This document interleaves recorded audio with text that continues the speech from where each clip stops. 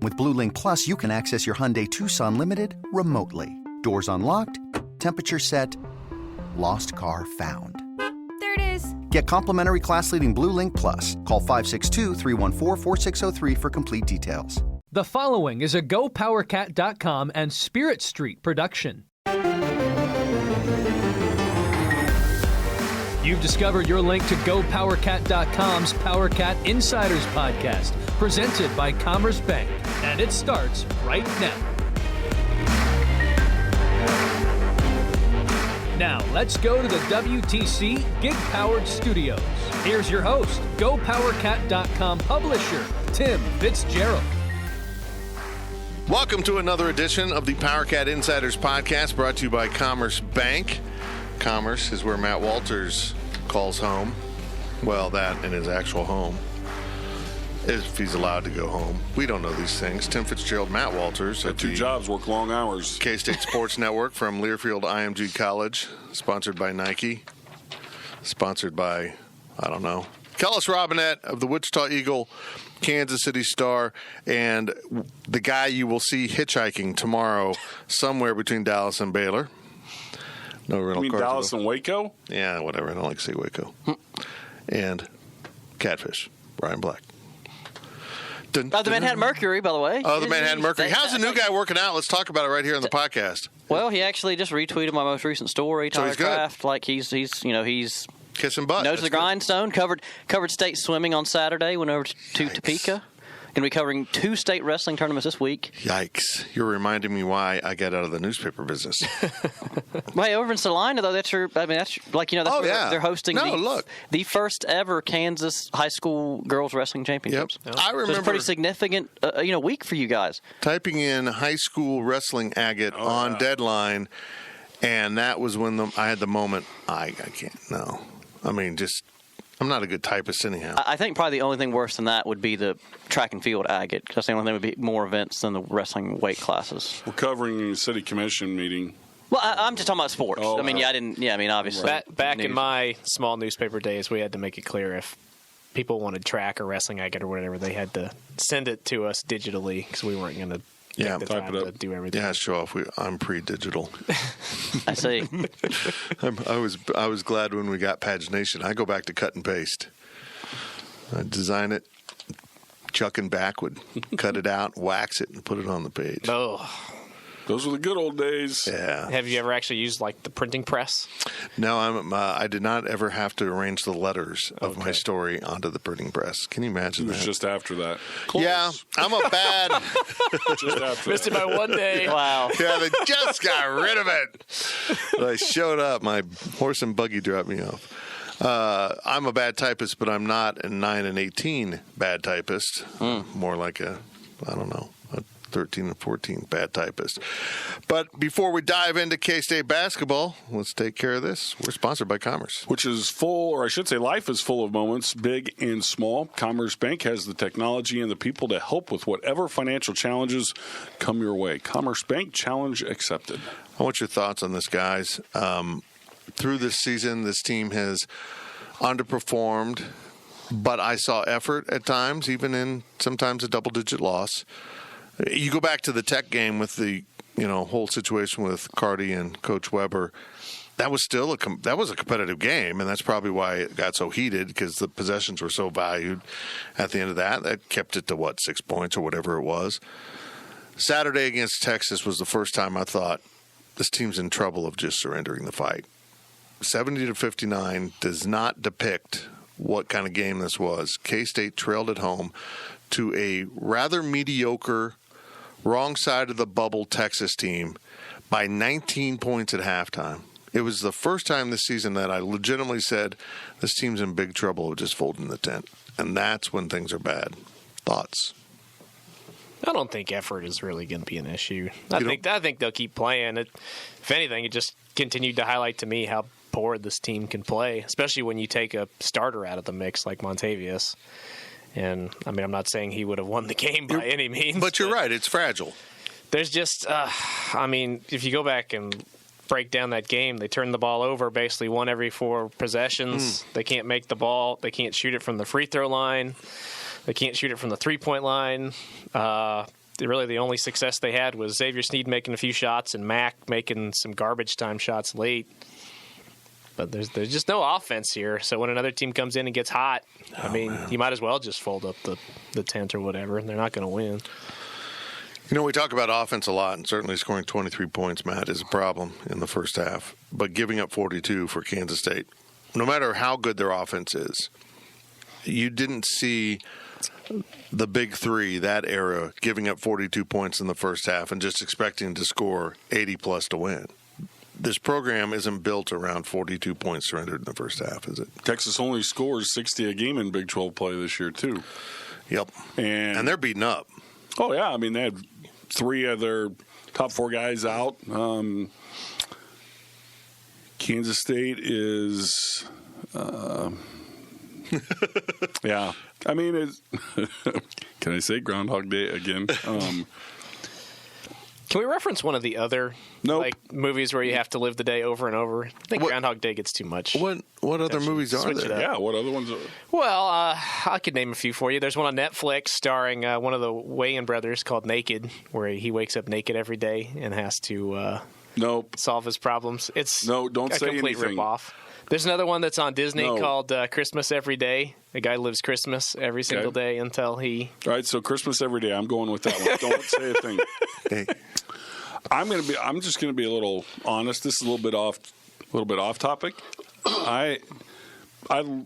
How I looked at Saturday's game was a little different, just because I had the good fortune to work behind the scenes for CBS. Worked in one of their trucks. That was cool. Doing some stat work. Okay. So you're in a truck? Yeah, I was in a truck. Okay. And it was, I'll be honest, it was sensory overload early on, because there's so much going on, and I wish people could see. I'd love that, the behind the scenes stuff that happens and takes place to put a broadcast of that caliber on the air, whether it's CBS or ESPN, same type thing. But you can't just hit 20 field goals and turn it over 17 times. You're shooting 50% from the foul line, which that could have maybe kept you a little bit in the game. And next year, K-State's going to have better offense, you would think. It's just, it is what it is. If K-State beats Baylor or KU or whomever else in the regular season and then gets a win or two in Kansas City, great. But this is what it is, and there's no solutions. I'm not going to say I'm not going to talk for the next 20 minutes. There's just not a lot else left to say. Well, Bruce Weber was right. The game was 26-20 in the first half. K-State was showing signs, and then David Sloan, who I've pushed to be on the court, had a couple horrible turnovers. If the game was 26-20 at that point, I don't even remember what time it was, they were outscored 16-3 from that point on. It just collapsed in the last moments of that first half as Texas pulled away. But what was K-State's scoring drought at the end of the first half? I don't know. 7+ minutes. And that's why I wish that Sloan would have been put in at the point much earlier in the season. So he wouldn't be so raw. You work through some of the kinks and the issues and the difficulties and go. I agree. In hindsight now, and that's always much more clear, I think Bruce Weber would agree he should have suffered through some of the defensive issues so that he'd be better prepared now. I don't know. Maybe he wouldn't agree. Maybe that's just the line he will not cross.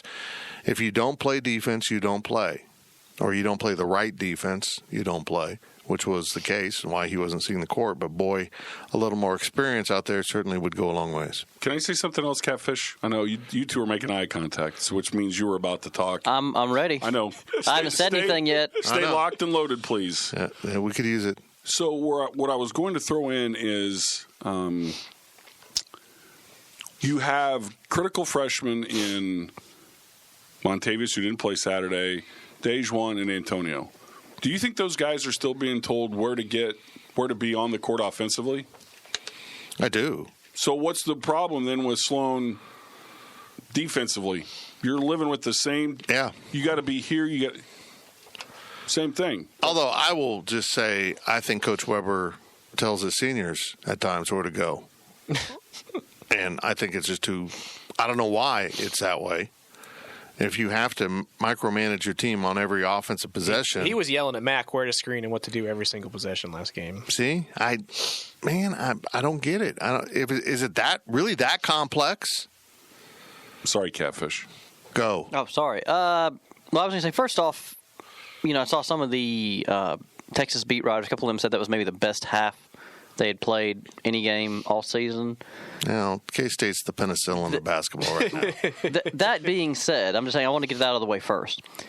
Are we in agreement that was the worst loss of the season? I mean, the 11-point wasn't the worst margin of defeat, but it was not. Again, this game. It wasn't competitive. The final score is not indicative of how lopsided it was in Texas. I'm just asking. Bradley would be the only other game. I was going to say more than Bradley. Close.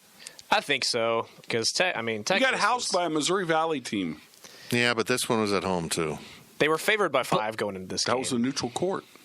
No, I meant. But that was still Texas. So early in the season. That's why it was so bad. Texas was in Bramlage. Well, yeah, and I'm saying that one was still so early in the season. We really didn't know.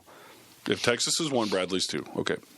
Bradley's at least I think they're a top 100 Ken Palm. I mean, they're not dreadful. But on top of that, it's better than K-State right now. I mean, Texas was down 2 starters, and then further, Texas came in having lost 4 of his last 5, and now they've got all this conjecture about is Shaka Smart, a dead man walking. And so I just think when you put all those things together, like I do think that to me makes it far and away the worst loss of the season. I guess, like I said, Bradley, depending on how you want to judge, okay, they're not a Power 6, because I guess that's now what's called because you count the Big East for basketball, but a Power 6 conference, and maybe that one was worse. But I would put this one down just because of all the other circumstances surrounding it.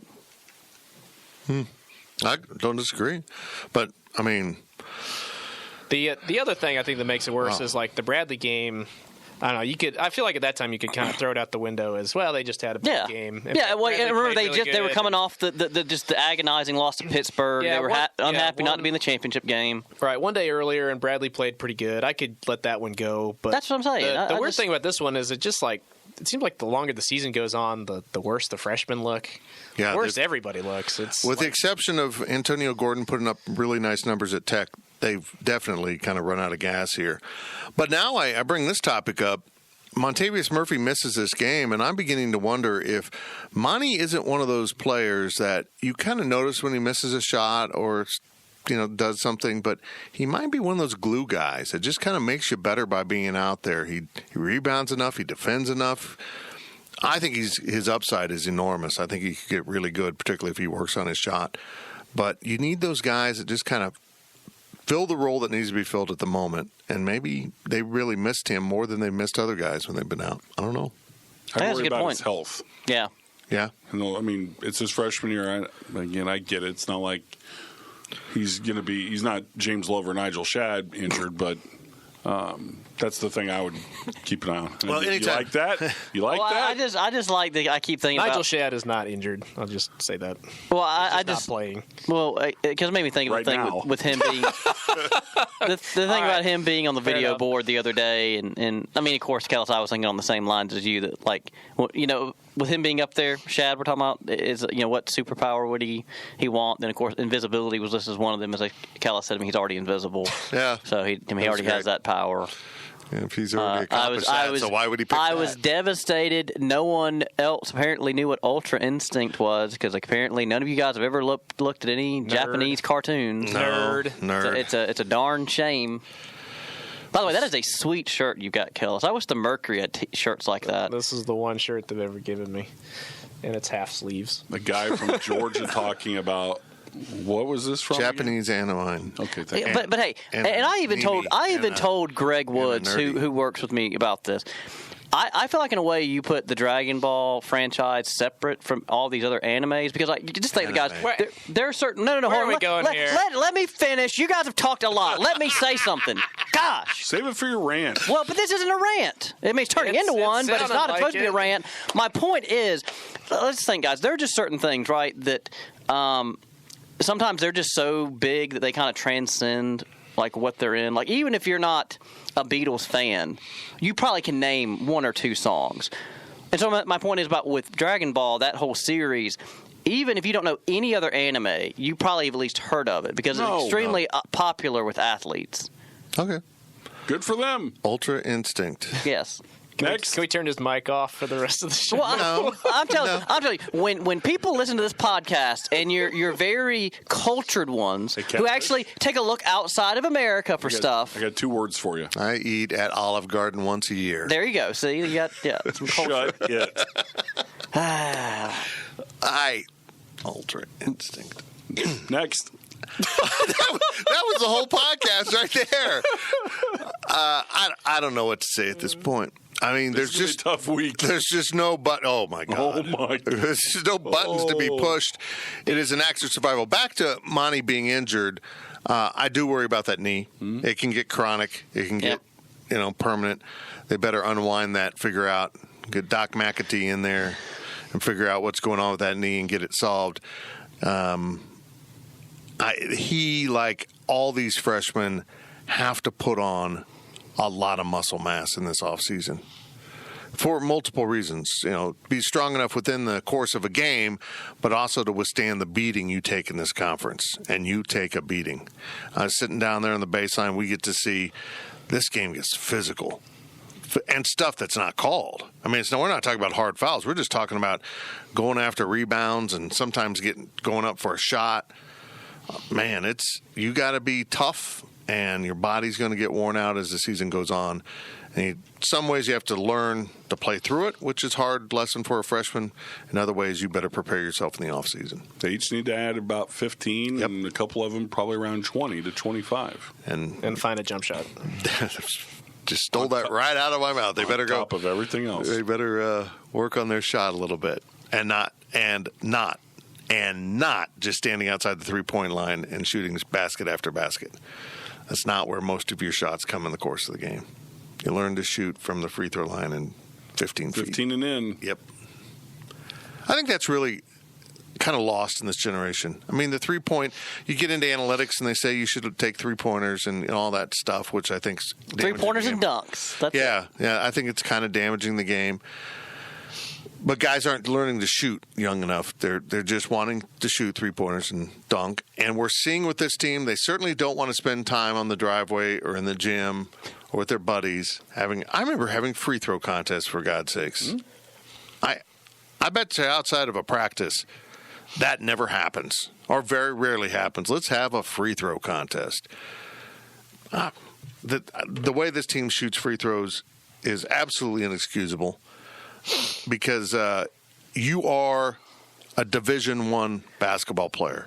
Even if you're not a pure shooter, you got to know. And any big time conference, not just Division I. These are inexcusable numbers for high school. And there is no. People keep asking Bruce Weber, how do you solve it? Damn it, this is not a coach thing at this point. This is a player thing. If you as a player can't take it upon yourself to make a free throw, to make, what are they shooting, like 59% from the line this year? Which is really hard to do. I mean, take some pride. I don't see how that ends up on the coach. I will say this, that Saturday... But it shows how poor they are just offensively. They can't shoot. They're the only team in Big 12 play that shoots under 30% from three-point range. Whether it's Shaka Smart or it's Bruce Weber, whomever it is, whatever conference, be Missouri Valley, can be whatever.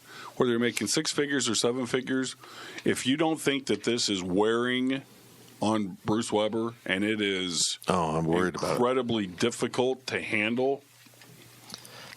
There's never been his worst season. Saturday was the worst I've seen. I agree, Coach. His worst season win-wise is 15. They might not get 10 this year. And it might end up being the worst season in Kansas State basketball history, which is, emphasizes how good they were for a long time. Mm-hmm. But you got to go back to mid-40s to find the last time K-State lost 20 games. And they're gonna do it to exceed. Do they hit double-digit wins? Do they get to 10 wins? I don't see it right now, guys. Yeah, I'll say yes. They lose out. They'll beat Iowa State at home. I think they'll beat Iowa State. I kind of think they'll win the first game of the Big 12 tournament. Okay. That'll be their win. Who else is – you have Baylor, KU. Oklahoma State. Thank you. At home. They won't win any of those, but maybe I'm sorry. That's at Stillwater because Oklahoma State won here. Yeah. Running out of opportunities. And Oklahoma State's playing better. I mean, they could beat KU tonight. I wouldn't fall over dead. You know what? That to me is the most discouraging thing about all this is like all these other teams that 2 or 3 weeks ago looked dead in the water have all figured out a way to win some games. Iowa State won once without Halliburton. Texas loses guys, wins back 2. to back. TCU's won some games. Oklahoma State all of a sudden is looking like the 5th best team in the league. I'm going to say it right now. Mike Boynton, unless they really get roaring next year with a recruiting class that's off the charts, is the worst kind of coach to have. He's likable beyond belief. The fans love him. Heck, I like him. He goes out and wins some big games. They look like they're going to get over the hump every season, and then they end up with the records they end up with. They're just not that good. Well, and he seems easy to deal with and doesn't dodge questions. No, he's awesome. Doesn't get pissy about it like some coaches do. They've got to be good next year, though, with that recruiting class coming in. You'd think so. I mean, people talk about the class Bruce has got coming in, but no, yes, they haven't got anybody on the caliber. What Oklahoma State. That's the scariest thing about like next year. Everybody says, "Oh, next year we got this great class coming in." It's still ranked 6th in the Big 12. I mean, if you really want to get scared about anything. Whew. You know, it's interesting. You look down the bench, you see all those young guys on a bench that you kind of wonder what role they're filling, and some of the guys just are starting their climb. And now Eric Pastrana, who was on Frank Martin's staff, is one of those young guys. You didn't know what he was doing, is now an assistant coach at Oklahoma State in recruiting. So it's kind of fun to see that. Well, that's the first half of the Insiders podcast. We have the rant next half. Oh, okay. We've got stuff in the second half. There's going to be some serious stuff. Stay locked in. The PowerCat podcast will be right back. Selling a little or a lot?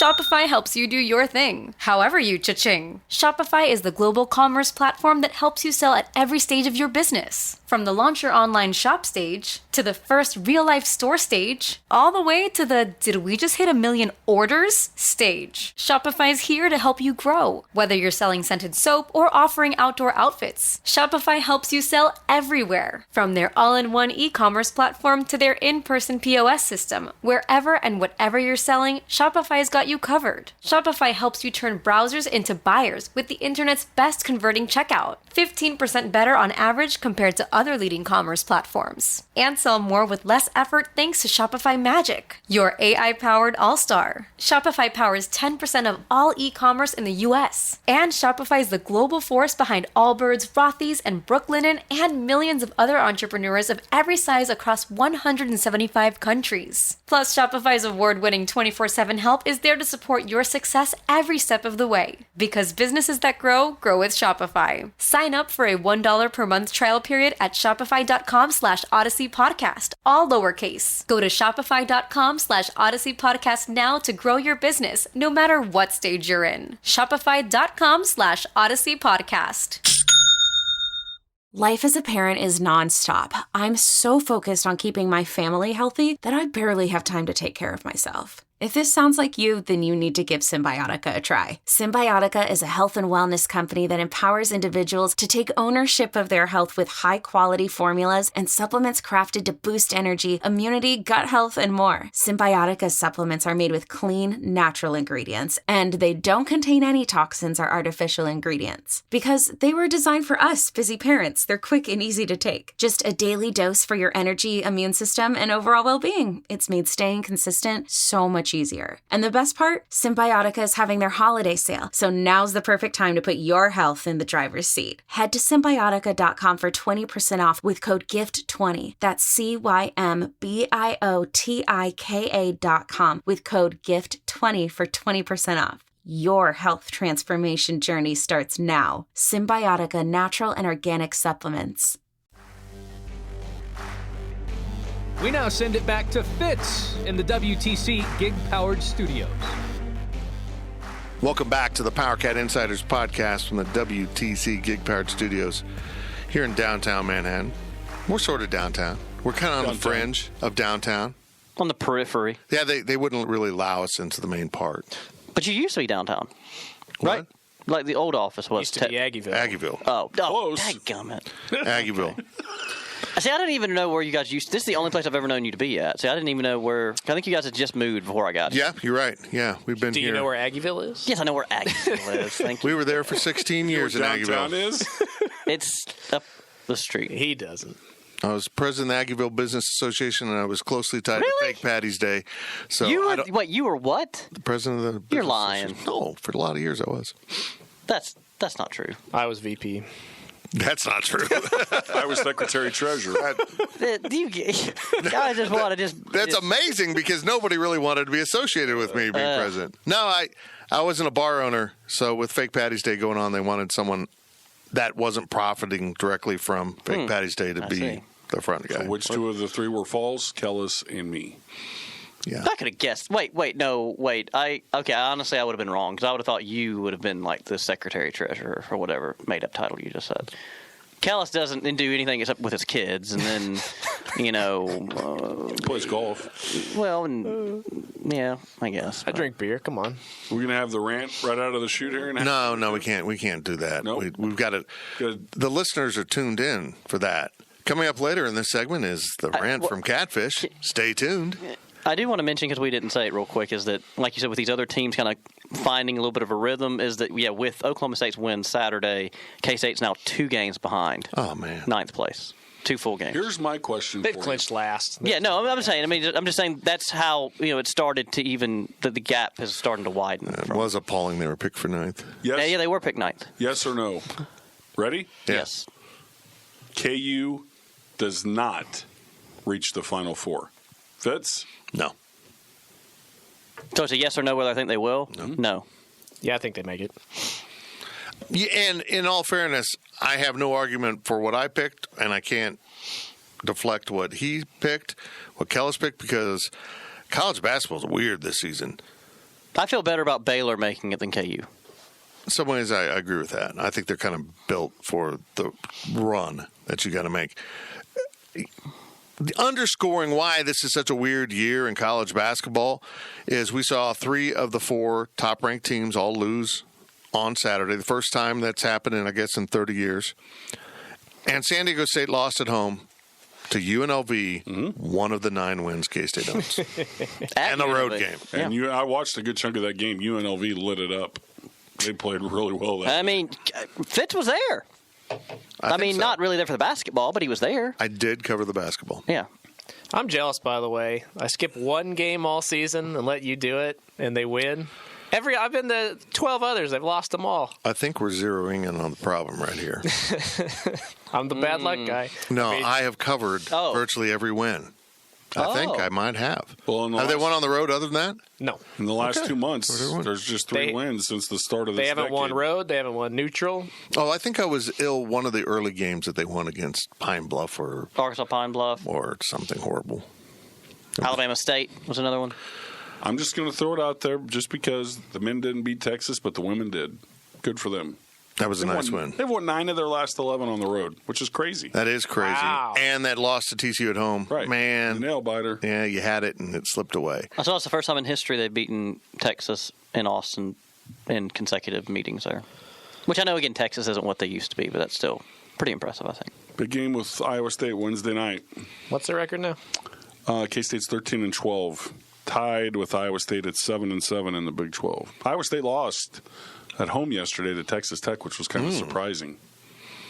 Iowa State has been kind of been K-State's kryptonite here in the last few years. I don't think they've ever – that's what I was telling Tyler. I don't think they've ever beaten Iowa State since I've been here. I think they've lost at least like 4 or 5 straight. Is Arnie Green still the coach at Iowa State? Is that really his name? No, he looks just like him. He looks just with a mustache. He has a mustache. I thought about that.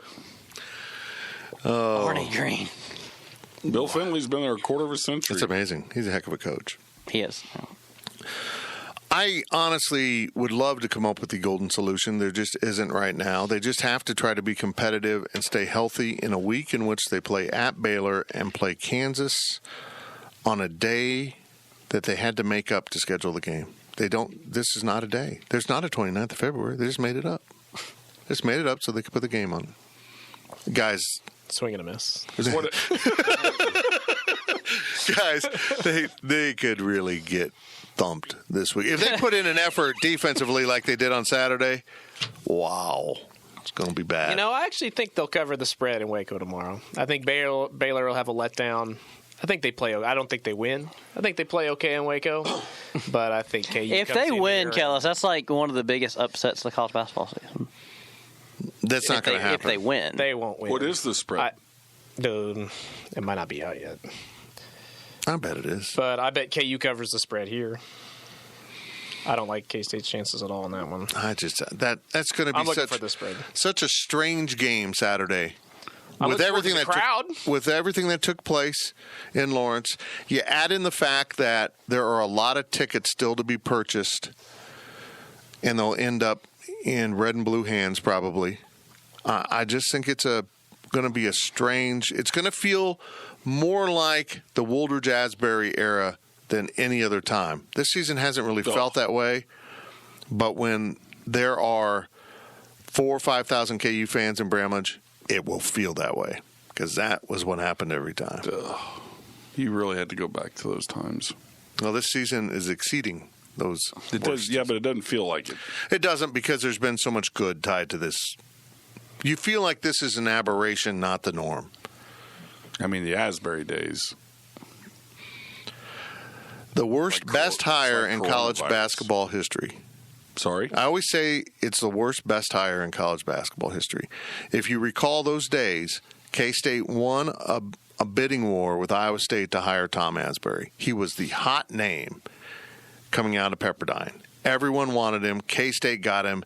We had Teal inside of Bramlage back then, Oh, too. it was so sweet. And Iowa State had to settle on Tim Floyd. That was how they settled. Oh. Yeah. Man. Mm-hmm. So you just never know how things are going to work out. And it set in motion everything, and then they went off to hire one coach and came back with Jim Wooldridge, who is Mike Boynton. Nicest guy in the world. Mm-hmm. Everyone loved him. He was the antithesis of Tom Asbury. It's funny how that is the most predictable way to try to figure out who they're going to hire, who isn't the guy we just got rid of.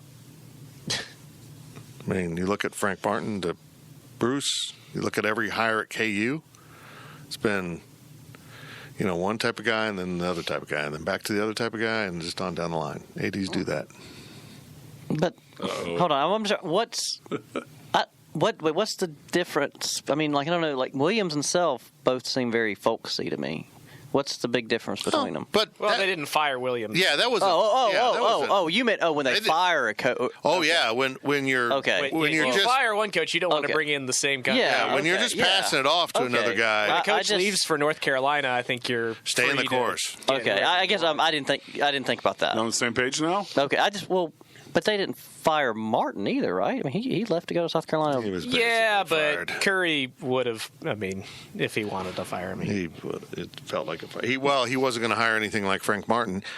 John Curry was not going to hire an alpha in any way. He fired ran off a women's basketball coach who was an alpha.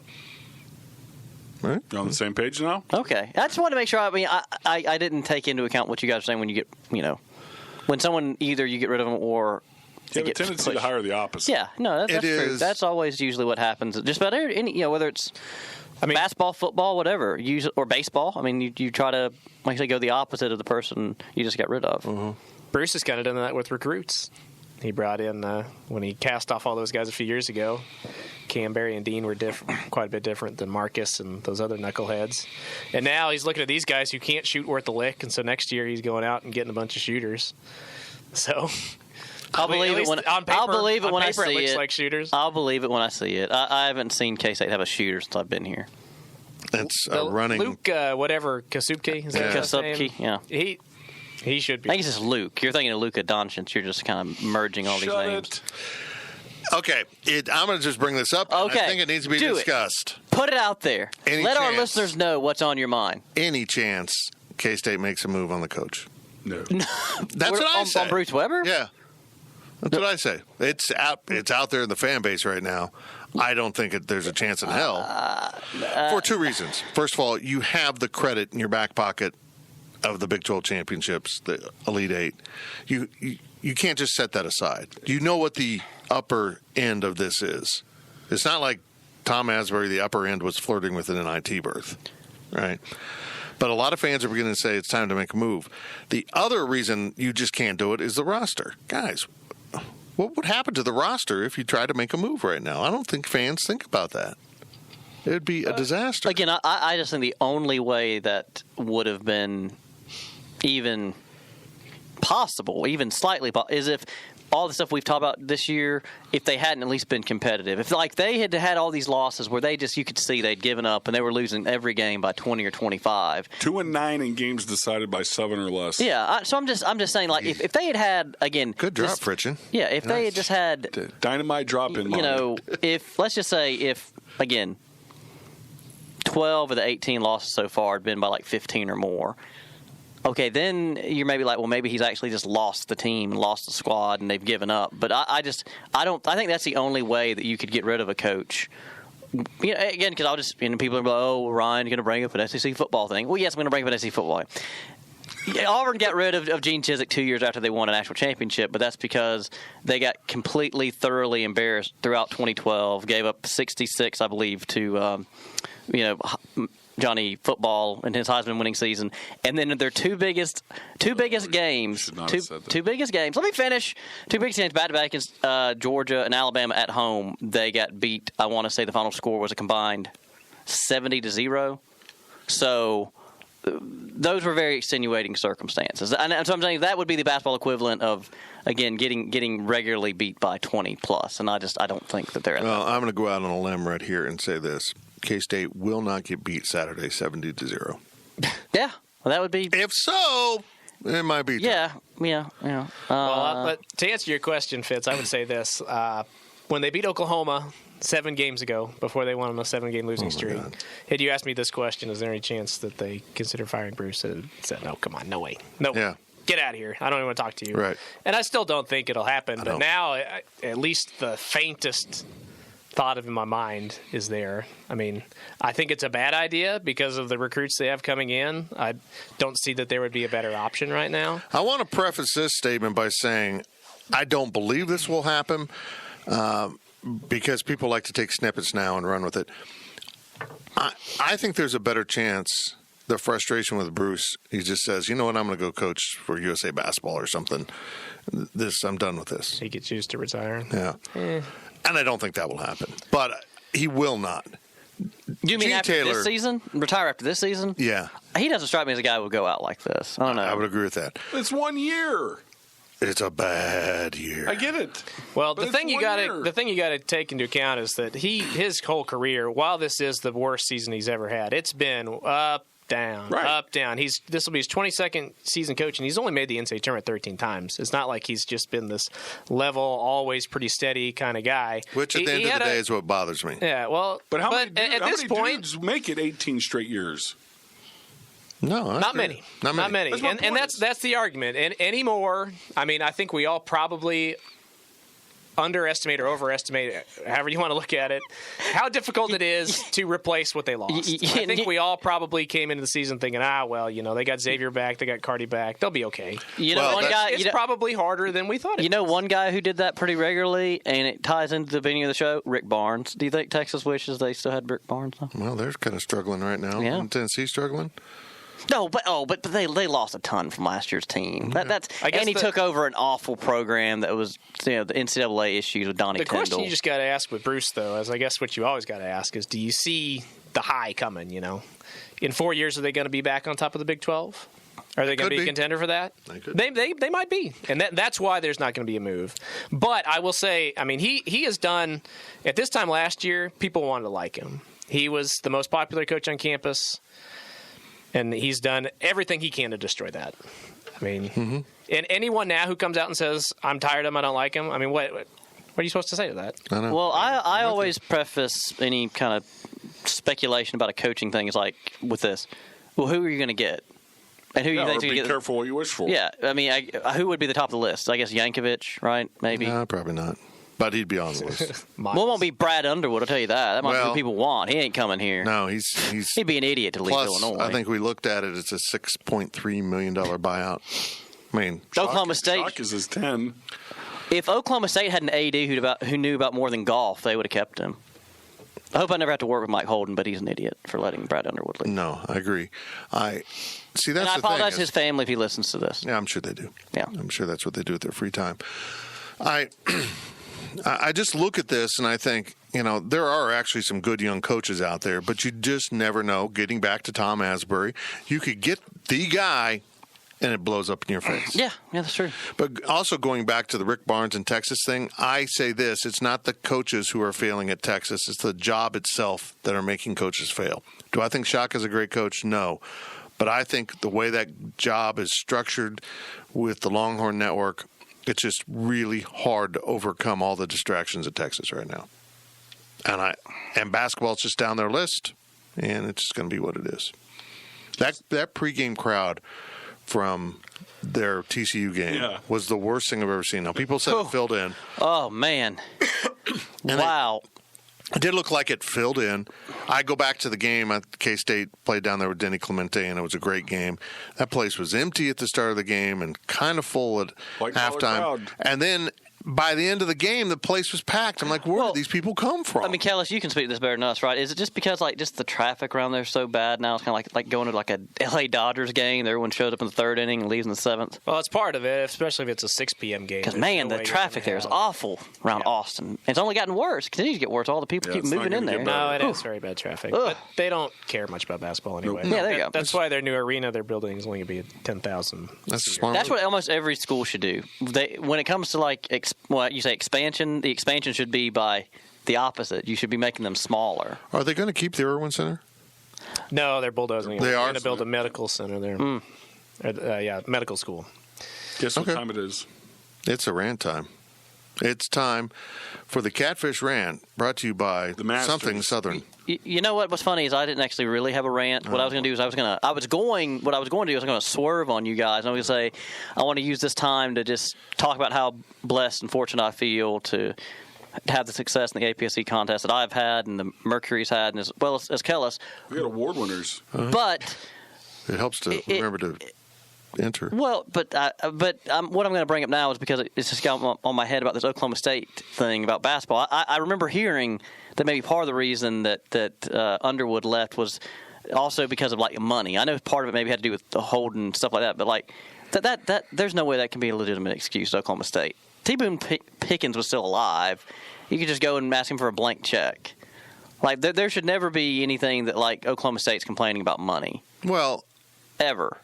I agree, but clearly Holden it is because look at the hire. He hired an assistant coach that everyone was left scratching their head over, and he's turned out to be a good hire, I think, or at least a decent hire. I mean, they're not killing people down there. Brad left because he wasn't going to get the kind of security he wanted, and he got that at Illinois, and he's set up for life. He's set up for life. It's Holder, by the way. Holder, Mike Holder, Holden, who cares? I don't cover their team. I'm just helping you out. I'm sure they don't want me covering them now, but last thing, I just will say also that's a better job than people think, if only because they have history. I know Stillwater might be a hard place to recruit to a lot, but they've won 2 national championships. And yes, I know people can say, well, it was 1945, 46. I don't care. They were Oklahoma A&M. There's a culture of basketball there. Eddie Sutton, he took him to a Final Four. That's what I find most surprising is the crowds at Oklahoma State, maybe they're ticking back up, have been horrendous. Yeah. For a long time. Horrendous with a culture of basketball. Yeah. Look, guys. When KU was there, I bet there were 4,000 empty seats in that place. Oh, my goodness. You can say what you want about K-State basketball. It's 9-18 right now. 9-19? 18. I can't read. I thought the crowd on Saturday was respectable for a team that has 9 wins at this point of the season. Pretty good, really. So a tip of the hat to the students and the alumni for showing up in respectable numbers. I would not blame you for finding something better to do on a 50-degree Saturday afternoon. That's the other thing. It was pretty nice weather, really, all things considered. This coming Saturday, when basketball is done, you can go across the lot and watch baseball at TFS. Oh, that's right. How did baseball end up doing this weekend? Went 1-2 down at Corpus Christi. Beat Missouri. That's always nice. Beat Mizzou and then lost to Corpus Christi. Had one bad inning, and then yesterday let a no-hitter go in the 9th and lost 2-1. That's very Royals of them, by the way. Yeah, the Thursday game got canceled. It's getting great pitch. They're getting great pitching for the most part right now. The offense has got some work to do. That'll come along. It's easier to throw inside than hit. College baseball kind of cracks me up because of the scheduling. It's like the only sport where a team like K-State would just volunteer to play its first 15 games on the road. I know, it's so strange. Let's do it. So strange. I understand why, but Bruce is the complete opposite way. By no means are we leaving Manhattan. A couple of teams last year that came to Manhattan for baseball, I think, played their first 18 to 22 games on the road. Really? Yeah. If you're tucked away in the Northeast, you hardly ever get to play at home. Yeah. Or in the North, like in North Dakota State or somebody. One final topic before we close up shop for this week. Is the rant done? Well, I mean, am I going to get to finish just saying that I am proud that we've done so well? Yeah. I know you guys would have done well too, Fitz, if you could have remembered to actually enter stuff. I know. I never win the lottery when I don't play. Honorary mention. Yeah. So okay, you're done. K-State, Wichita State. Should this happen, and what would be the ideal way for this to happen? Now both sides are saying we want it to happen, but it doesn't happen. I have a feeling you're on the same track as me as how you're thinking of doing this, but I want to hear it. We're on the same track? I'm almost positive that he's going to say what I'm thinking he's going to say. Well, I think at the very least should be home and home, but I would play at least one game in Kansas City, and damn it, I would play a game in Intrust as long as the tickets were 50-50. Yeah, no, doing exactly what like KU and Mizzou are going to do with them restarting their basketball thing. Right. Yeah. I know Intrust is in their backyard, but there's a bucket load of K-State fans in Wichita and the surrounding areas. Don't use that as an excuse. Wichita State fan base is pretty limited to the Wichita area. I mean, there's a lot of fans there that are just fans because they're good, or they're money people in Wichita, and this is the thing. This is their team. Wait, this has. Are you saying they're not driving from St. Francis to Wichita to watch the Shockers? Bingo. Okay. There aren't Wichita State fans in Lawrence and Manhattan. Not many. Not many. Wait, but go on. Just play. The old arguments that they have nothing to gain by playing Wichita State they're gone. You have plenty to gain by playing Wichita State. They are a national program at this point. And as much as K-State fans don't want to admit it, that program's on equal footing of Kansas State right now. And in some seasons, better. Like this one. I mean, I just don't see the reason not to, other than you're scared to lose in state. And I'll say this, there's a lot of good players that come out of Wichita. Go down there and win. Man up, man. Let's go play. Let's get this done. Let's sign the contracts. Matt, you and I, let's go sign the contract. Should always play. I said do home and home and then go in trust and sprint. I'm with you, man. Yep. And just rotate that. That's the only reason that you can go back 15 years, whatever. I mean, I remember when the Big Show came into Bramlage Coliseum. Paul White, for those of you who... I know who he is. Okay. Man, that was so good. He was the Giant when it was WCW. The Big Show, yeah. But you should play every year. Biggest human being I've ever seen. Yeah. But it seems like it's Wichita State's fault at this point, not K-State's. Not according to their AD. Well, yeah, he's going to come out and say that. Yep. But he's also the one who turned down an offer to start a home and home series last year. I know. Which, I mean, honestly, the onus is on Wichita State to accept the deal under less than ideal circumstances, if you ask me. I mean, there are some people like us who want to see it just because it'd be a good game, but I don't see people out on the streets just telling each other, man, we should really play Wichita State. Be easy on the travel budget, too. I would just like it because, it would be an entertaining game but every year. And even if Kellis gets to fly down there like you always I would drive. And it'd be I'm sorry, you don't have to an do easy that. trip. Hold on, you flew to Dallas and then to Wichita? But think about it. I mean, it'd be good games, easy trips. Or, I mean, I'd be in favor if neither team wanted to do it at the others. Just do it like you said. Do it in trust. Make sure the tickets are 50-50. That'd be cool, too. I don't really like it in Sprint Center, though. Why are you moving a game to Missouri? Get out of here with that. I never think of Sprint Center. I don't know. If I had my druthers, it would be home and home, and he wouldn't mess with Intrust and Coke. Or Intrust and Sprint. Same here. I do home and home. Just play home and home. Just do it. Or 2 out of 3. Though there are a lot of teams I wish K-State could play. It just never seems to happen. But I don't buy the excuse, why do you want to play them? There's nothing to gain. Then why the hell did you schedule Tulsa? It's the same conference. Yeah, there's something to gain. RPI. Yeah.